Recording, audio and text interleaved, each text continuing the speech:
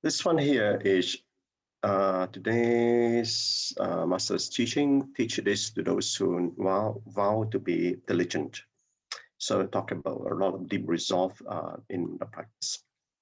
And so in the initial verse, deep resolve is our place of spiritual practice where merits and virtues are developed.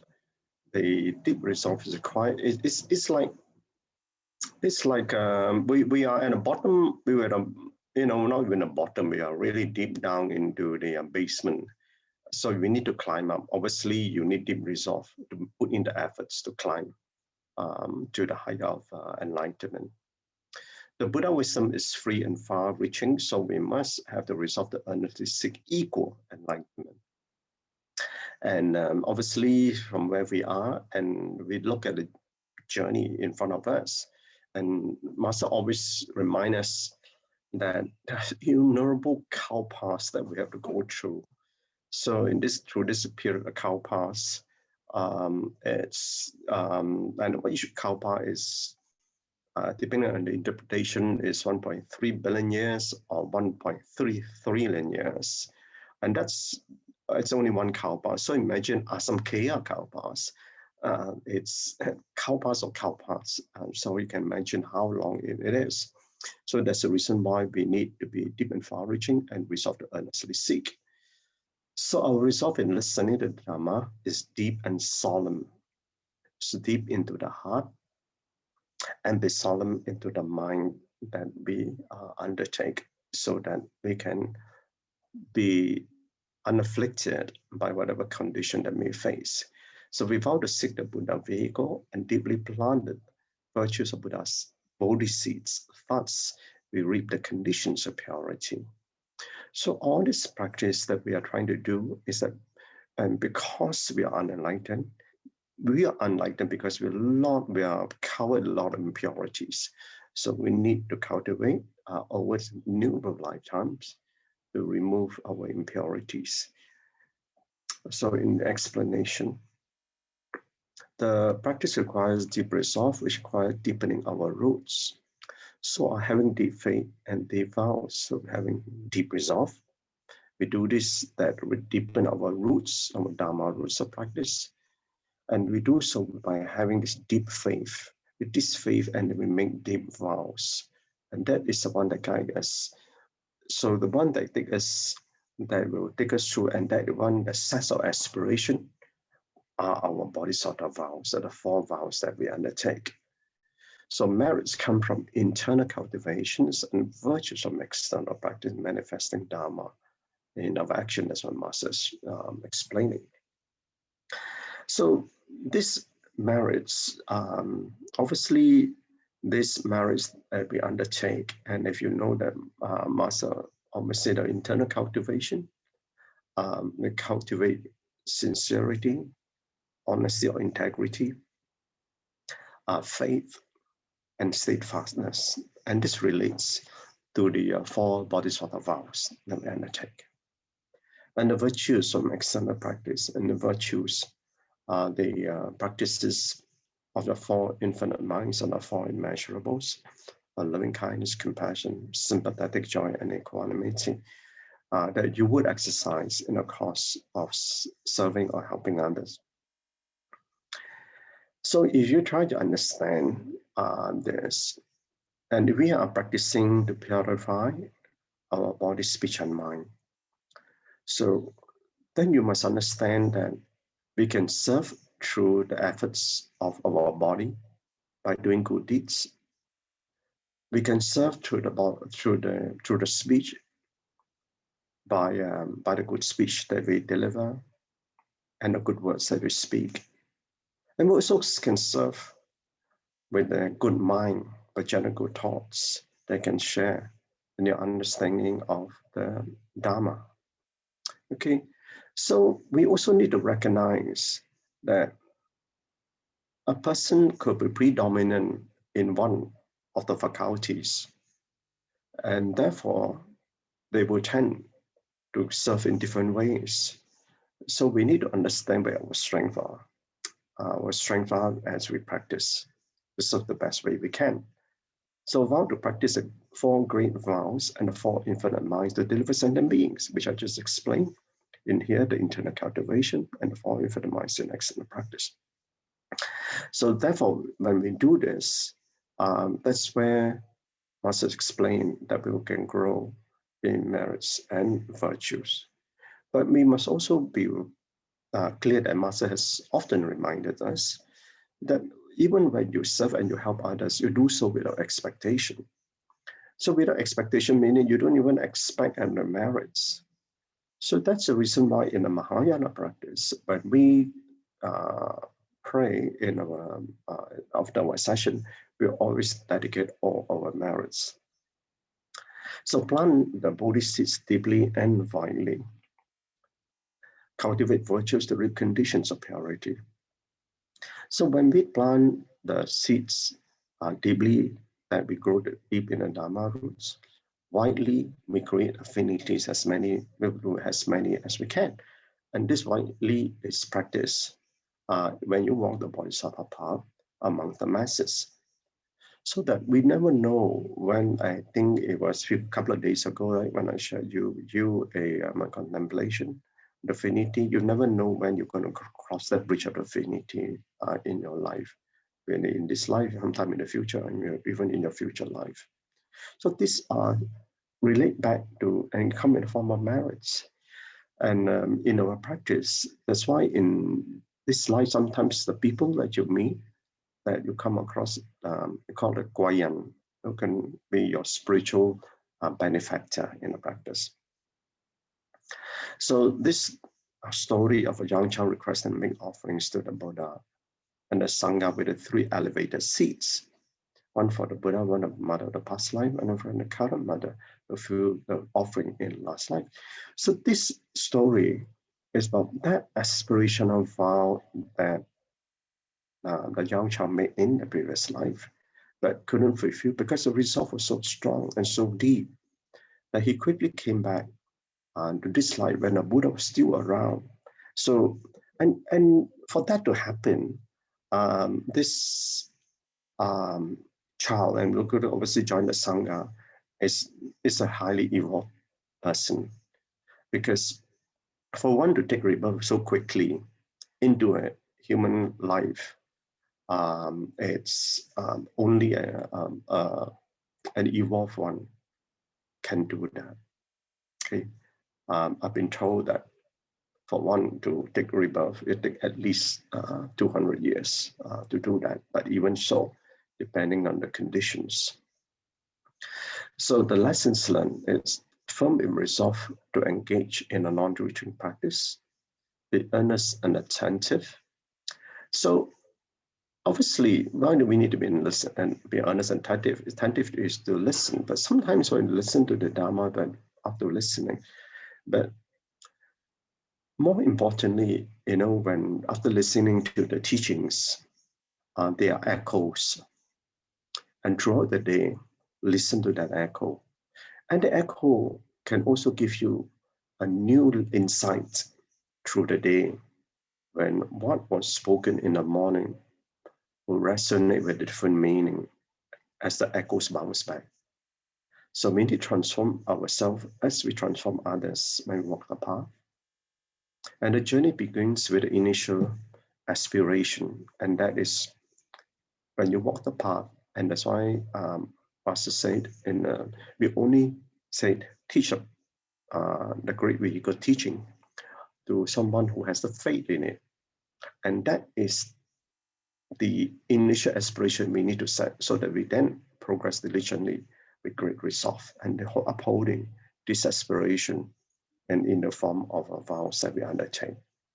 Grow in wisdom. Beyond wisdom is beyond common sense and knowledge. And I love this sentence because, some time ago last year, I explained to you that it is not common sense.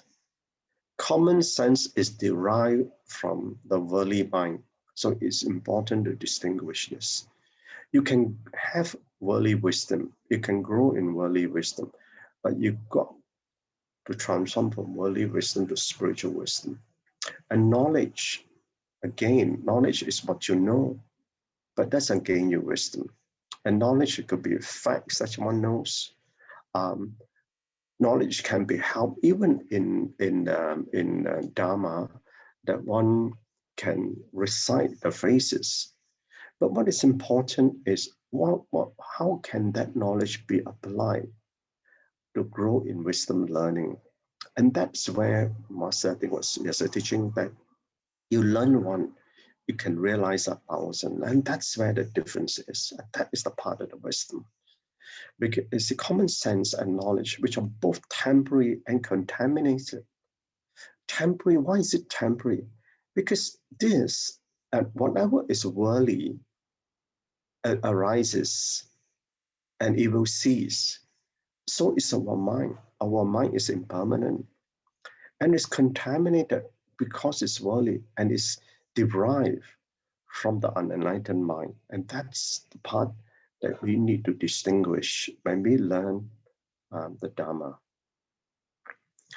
So in contemplation, take on this life to face karmic retribution and die with karmic resolution. So we take on this life because the life teachings and the steps of life are to practice to resolve your karmic retribution. So here I specially selected this contemplation for two reasons. One, today is Master speaks about having the resolve to practice. Number two is last Friday, I shared with you about accepting your life to be in practice, which I will share in the second part. And these are the steps of life, right? Remember, I shared with you the two steps last Friday. Life is to life loss. So the life teachings, and when we take in the Dharma and deeply have the resolve into our heart, then you apply it. When you apply it, that's when your life teaches you. And this life teachings that you get, and you find that your life is so meaningful as a result of that. And every step that you take in your life is a teaching. And these are the steps of life. Then you get into practice. And here, and that's why Master teaches that to not be to purify ourselves, to remove our affliction, is to resolve this karmic retribution that we have. And therefore, in our life, we come up with karmic retribution, but we die with a karmic resolution. And so that your karmic seeds and your storehouse is cleaner than when you were born with.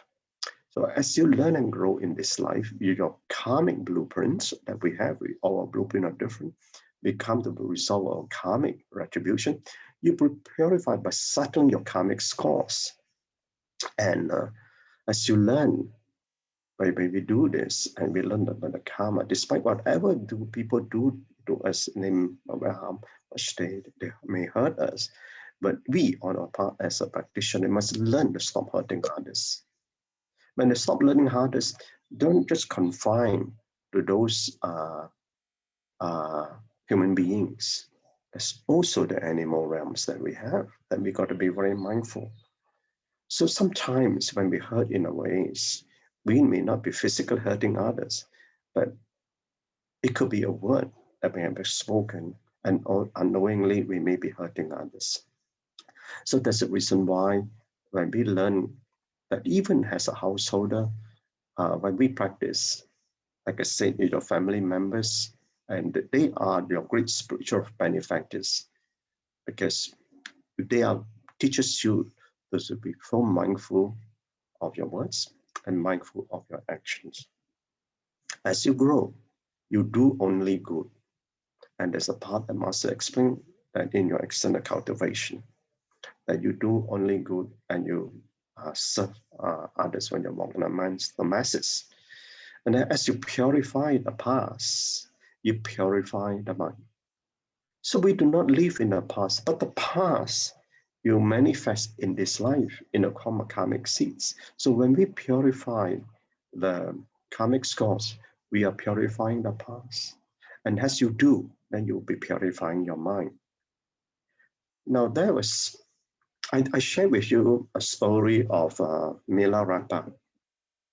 Milarepa was actually a householder, and he went into the occult practices, and as a result of which he wanted to take vengeance on the uncle and auntie who mistreated them after inheriting, they were supposed to hold the family wealth on behalf of Milarepa when of age. But instead, they consumed all the wealth and mistreated them. So then the mother told, told him that he must take revenge. So he learned the occult practice and took revenge. And as a result, which not only did he hurt the family, but he hurt the whole village as a result of that. So when then he realized what he did, and he had the affinity, he met somebody who guided him to learn the right path. And he met Mapa. Mapa would teach him the Dharma. And Mapa was a highly cultivated practitioner. And Mapa's teacher was Naropa. So Naropa gave the teaching, and through all of this is through the mind communication. So Mapa needed him to purify the past. And that's what he did before he could teach him. Unless the past is purified, and imagine what had destroyed the whole village, what did he do? So he made him to build buildings for the son. And when he asked him to build a square building, and he said, "Oh, not building it with his own hands, nobody helping him." He said he didn't like it. He wanted to build a round building, and he had to on his own hand build it. And obviously, it was very frustrating. And after that, he said he didn't like it. I say build a triangular building, and this went on until he wanted to break him. And that moment that he was about to break him, he wanted to actually kill himself. And that's when the wife brought him back. And that's when he decided to teach him. And for your information, even though he was a householder, he was enlightened. And so was Mapa. Mapa was a householder too. But I think what is important, we could have been monastic in our past life. We may well be monastic in our future life. But what is important is this life. Okay. And this is the life that we set this aspiration to purify or whatever we may have from the past, and as a result of which you will be purify the mind in this life. So on relationship and demands in relationship, there are demands from family and at work, friends to attend to, and matters to resolve. It will always be, right? And they could demanding your time, they could demanding your attention, they could demanding from things that you're supposed to do, so on and so forth. But know that the world is not your lotus pond. And this is something that you need to contemplate on this. But you know what's the lotus pond? It's a tranquility, tranquil consciousness is the lotus pond, right? So how can that, the world that we are in samsara is not the lotus pond? It is actually, okay, you can call the life in this world could be the mud. But that one you need to do is this tranquil consciousness that amidst all the things that which are happening, that are the demands and relationship that we may have. And how can we then to attain that tranquil consciousness? And this is where the steps of life, which I just shared with you in the last contemplation, that we need to understand. So the world is the mud of samsara. The pond is your consciousness. So if your pond is ruffled all the time, so you can imagine that it will be a pond, it will be a turbid pond. And that's what our mind is filled with turbidities. So the lotus is your heart, and that's where the blossom of the virtues are. The lotus leaf is your mind. Why do I say that? Because the inner peace is found within you that's unperturbed by worldly matters. You look at the lotus leaf, you drop a drop of water into the lotus leaf, you just slide off. And I always resonate the mind with the lotus leaf. So whatever someone throw things at you, it will just slide off. And that is where your inner peace is found. And that is no longer perturbed by worldly matters, like any drop of water that is being thrown onto your lotus leaf in your mind. Okay, Gan En brothers and sisters, this is what we have to this. So I will